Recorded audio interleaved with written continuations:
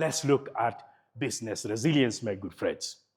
Ability of a business to anticipate, prepare for, respond, and adopt to incremental change and sudden disruptions in order to survive and prosper.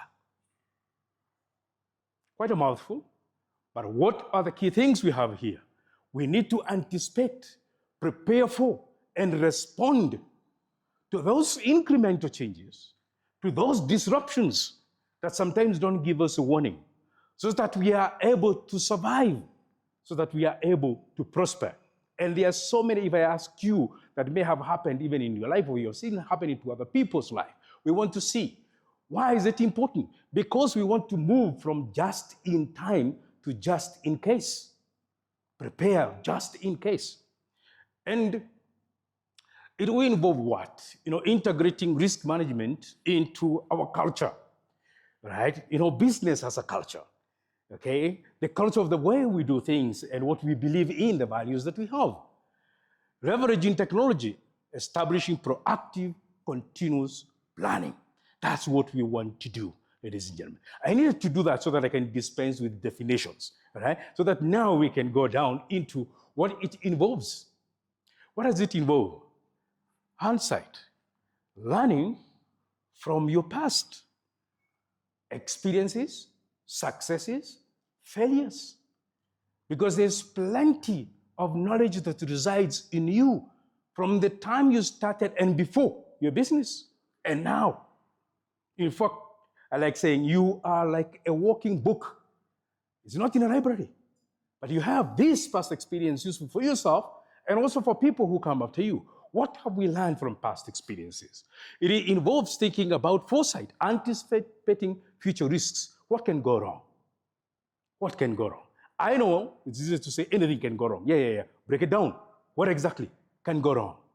And then some insight, understanding current conditions. Where are we so that if anything goes wrong or if that which we think can go wrong goes wrong, what can we do? Where are we? What is it we have? Okay? What are the gaps? What is it we do not have? And then oversight, monitoring and reviewing performance. Monitoring, that involves record keeping. These experiences we talked about, and I said you're a walking book, if only they are captured somewhere in form of financial performance, in form of operational performance, in form of any history that we have of reflections we have gone through. Do you spend some time reflecting on what has happened the past 1 week, the past 1 month, including what did I plan to do? What did I achieve? Where did I fail? Why did I fail? What can I do next time? That reflection is part of the monitoring and the review of performance, ladies and gentlemen, we want to do. So that way, we create the resilience, okay? It must be embedded in the daily operation, not activating it only when a calamity happens. That's when we are responding. The flood has come, the fire has come. Anticipating it can happen, then we react to it. And there are so many kinds of those, let's pick examples sometimes. Allow me to ask you, do you remember the business that was called Ramogi Studio? Ramogi Studio, you remember that? Okay, if you are Gen Z, please understand. That's why we are here. We can give you history, okay? All right, because now it is history, isn't it? Good, okay. So Ramogi Studio, what did they do? What business were they in? Photography, isn't it? Good. Do you remember how popular they were, that place? Because sometimes you needed to book appointment, isn't it? Yes, you have a wedding, you needed to book, right? Because photographs didn't just happen. I know people are wondering, they are Gen Z. How? Book? Right? Yes, that's how it was. Now things have changed. What have changed? Were they bad to customers? Did they have bad location? Did they have bad business? What happened? Technology changed. And that changed with the business. You can trace it even a little more further, deeper than that from the parent concept, Kodak. You know Kodak? You remember Kodak?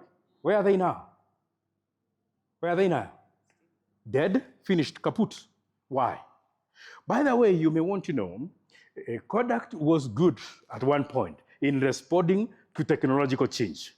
but they failed at some point. Let's trace the history. 1890. Okay, that's history, eh? Yes, photography was there before, but it was a product for the elite. You need to be super rich to get a photograph. Only the rich had the memory of their photographs.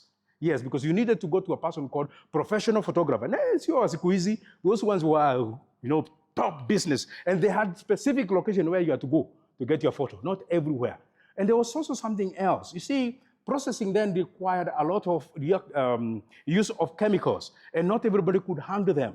That's why only a few. Then came Kodak. And Kodak invented the what? The film. Right, the film. So now you didn't need to use those chemicals on your own. You just needed to take a photo, take now to the processor. Good, the film. Actually, the maxim was just click it and leave the rest to us. Yeah. So, and that way, the camera became a product that can be used by ordinary people. It went out to ordinary people. Flash forward, 1975. Almost 100 years later, somebody invented something else. Steven, who used to work with Kodak, was an engineer. He invented the digital camera. Very good, digital camera. How did the company respond? If you know, he was an engineer working there. He presented to the board, we need to change because digital cameras.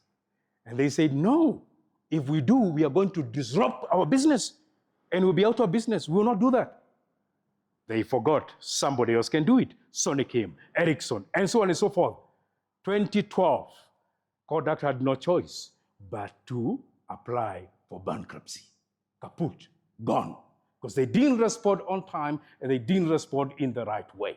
Yeah, they looked back. We have plenty of assets. We are going to lose them if we enter into this new business. Instead of looking forward, somebody can take this business and we will sink with all the assets that we have.